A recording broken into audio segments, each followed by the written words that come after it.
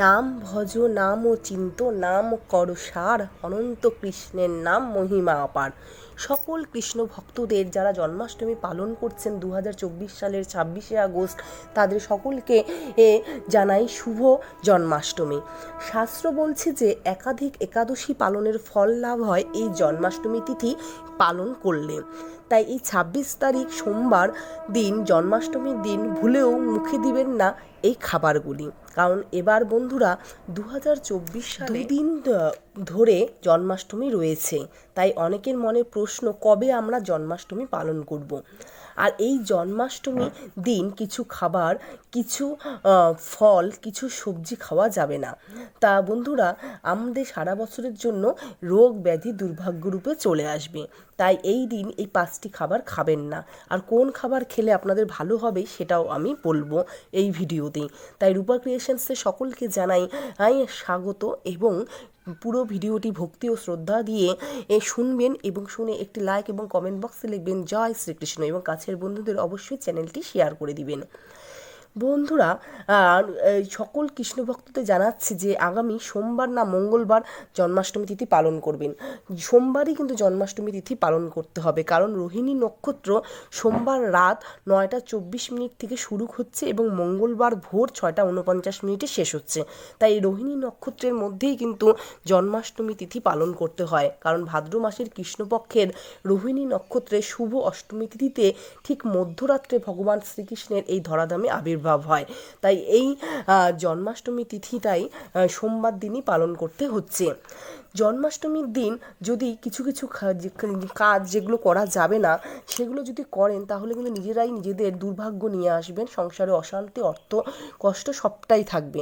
তাই জন্মাষ্টমীর দিন শ্রদ্ধা এবং ভক্তি সহকারে পুরো দিনটি পালন করতে হবে, হরিনাম সংকীর্তন করতে হবে, এবং যে কাজগুলি করতে বলবো সেগুলি করতে হবে, এবং যে খাবারগুলি খেলে ভালো হবে, কোন খাবারগুলি খাওয়া যাবে না, সেটা নিয়ে কিন্তু আজকের পুরো ভিডিওতে বলবো। বন্ধুরা, যখন দেখবেন আপনার বাড়িতে স্বয়ং শ্রীকৃষ্ণ বা ভগবানের কৃপা করেছে, তাহলে কিন্তু ঠিক সংকেত পাওয়া যায়।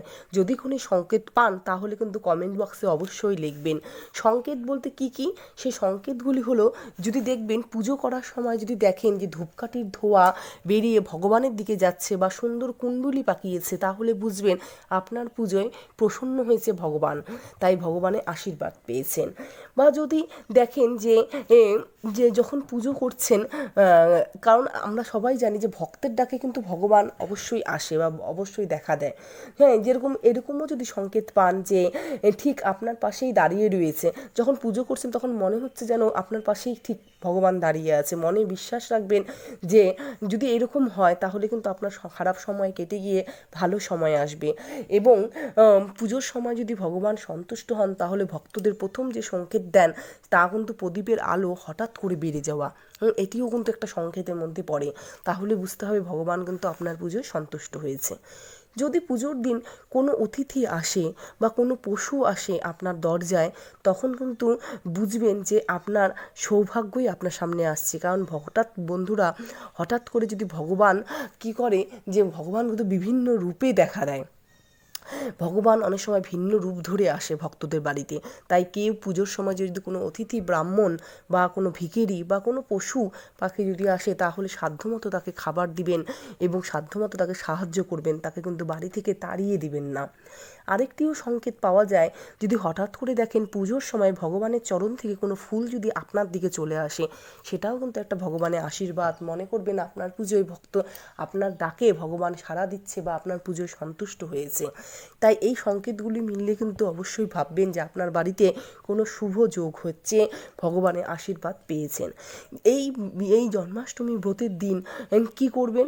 জন্মাষ্টমী ব্রতের দিন কিন্তু আগের দিন আমিষ খাবার খাওয়া যাবে না। সকাল সকাল ব্রহ্ম মুহূর্তে উঠে গঙ্গা স্নান সেরে তারপর পুজোর ঠাকুরঘর পরিষ্কার করে গোপালের সেবায় নিজেকে নিয়োজিত করতে হবে, এবং একটি সংকল্প নেবেন যে আজ আপনারা ভক্তি মনে জন্মাষ্টমীর ব্রত সম্পন্ন করবেন। এই দিনে কেউ আসলে তাকে খালি হাতে ফেরাবেন না। এই দিন গীতা পাঠ, হরিনাম সংকীর্তন সারাদিন ধরে করবেন, এবং সন্ধ্যাবেলা যেই রেমেডিটা আমি এখন বলবো, এই কথাটা বলবো, সেটা হলো যে সন্ধ্যাবেলা কিন্তু তুলসী মঞ্চে অবশ্যই প্রদীপ জ্বালাবেন এবং ভগবান বিষ্ণুর সামনে এবং গোপালের সামনে কিন্তু সারাদিন ধরে একটি ঘিয়ের প্রদীপ জ্বালিয়ে রাখবেন। আর এই দিন চুল দাড়ি কাটবেন না জন্মাষ্টমীর দিন। আর জন্মাষ্টমীর দিন যে যে জিনিসটি খাওয়া যাবে না সেটি হলো অন্ন বা পঞ্চশস্য বা ভাত। ভাত কিন্তু জন্মাষ্টমীর দিন খাওয়া যায় না। সারাদিন উপবাসে থেকে যাদের খুবই অসুস্থ তারা হচ্ছে ডাবের জল, ফলমূল, সাবুদানা, সাবু ভেজানো, সাবু এগুলো কিন্তু খেতে পারেন। তিনি জন্মাষ্টমী করবেন, তবে নির্জল উপবাসে থাকলেই ভালো হয়।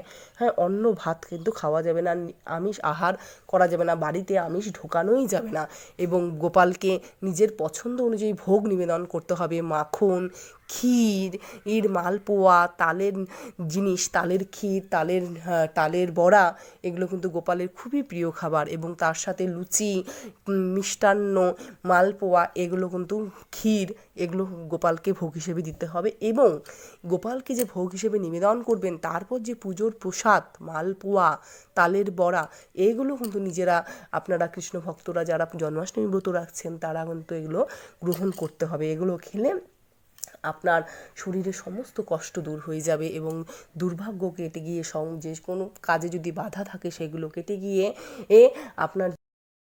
আপনার জীবনে সৌভাগ্য উদয় হবে। তাই জন্মাষ্টমীর দিন যে কাজগুলি করবেন না সেটা হলো চুল দাড়ি নখ কাটবেন না, আমিষ আহার করবেন না, মদ্যপান করবেন না, ধূমপান জাতীয় জিনিস করবেন না, খাবেন না এবং অন্যকে কষ্ট দিবেন না এবং বড়দের সম্মান জানাবেন এবং কাছের বন্ধুদের সকলকে নিয়ে শান্তিভাবে ভক্তি ও শ্রদ্ধা সহকারে জন্মাষ্টমী তিথি পালন করবেন এবং শ্রীকৃষ্ণের প্রিয় ভোগগুলি অবশ্যই সাধ্যমতো ভগবানকে নিবেদন করে সেই প্রসাদ গ্রহণ করবেন। এইটুকুই বার্তা দেওয়ার ছিল আজকের ভিডিওতে। আশা করছি ভিডিওটি দেখে সমৃদ্ধ লাভ করলেন এবং পুরো ভিডিওটি দেখার পর অবশ্যই একটি লাইক এবং কমেন্ট বক্সে লিখবেন জয় শ্রীকৃষ্ণ এবং কাছের বন্ধুদের অবশ্যই চ্যানেলটি শেয়ার করে দিবেন। নমস্কার। আজকের রূপা ক্রিয়েশনসের আজকের ভিডিও এখানেই শেষ করছি। অবশ্যই চ্যানেলটির পাশে থাকুন, সঙ্গে থাকুন, চ্যানেলটি শেয়ার করে দিন। নমস্কার।